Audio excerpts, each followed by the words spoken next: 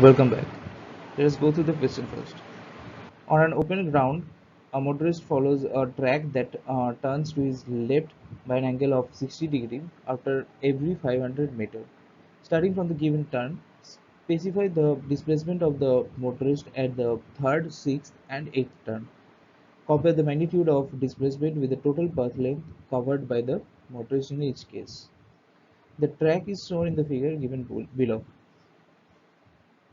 Let us assume that the trip starts at point A, which is this. The third turn will be taken at D. This is the first turn, this is the second turn, and this is the third turn.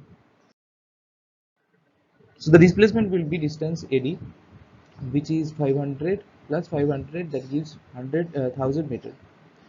The total path covered is AB plus BC plus CD, which is 1500 meter.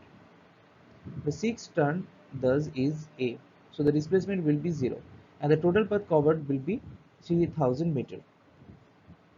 The eighth turn will be at C, so the displacement will be AC, and this is given by the formula root over of AB square plus BC square plus 2 AB into BC cos 60, which gives, putting the value of all these, it is giving 866.03 meter, and the total distance covered is 3000 plus 1000, uh, which gives 4000 meter, that is 4 kilometers.